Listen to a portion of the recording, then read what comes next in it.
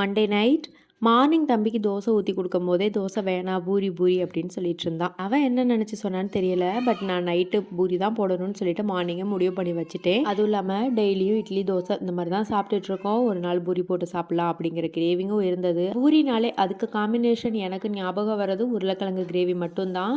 ஒரு சில பேருக்கு வந்து சிக்கன் கிரேவியும் பிடிக்கும், எனக்கும் பிடிக்கும். பட் ஃபஸ்ட்டு ப்ரிஃபரன்ஸ் வந்து நான் வந்து உருளைக்கிழங்கு கிரேவிக்கு தான் கொடுப்பேன். இந்த சைட் டிஷ்ஷில் அதுக்கப்புறம் தான். ஸோ அன்னைக்கும் வந்துட்டு நான் உருளைக்கிழங்கு கிரேவி தான் ரெடி பண்ணிட்டு இருந்தேன். ஒன்றும் இல்லை, ஃபஸ்ட்டு வந்து உருளைக்கிழங்கை பாயில் பண்ணி வச்சுக்கலாம். அதுக்கப்புறம் வந்துட்டு கடாயில் எண்ணெய் ஊற்றிட்டு கடுகு உளுந்த பருப்பு, கடலைப்பருப்பு, வெங்காயம், பச்சை மிளகாய் இதெல்லாம் நல்லா வதங்கினதுக்கப்புறமா தக்காளி கூடயே உப்பு, மஞ்சள் தூள் இது எல்லாத்தையுமே போட்டு நல்லா வதக்கிக்கோங்க.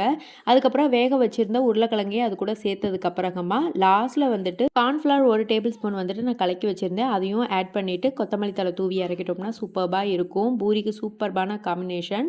கண்டிப்பாக நீங்களும் ட்ரை பண்ணி பாருங்கள்.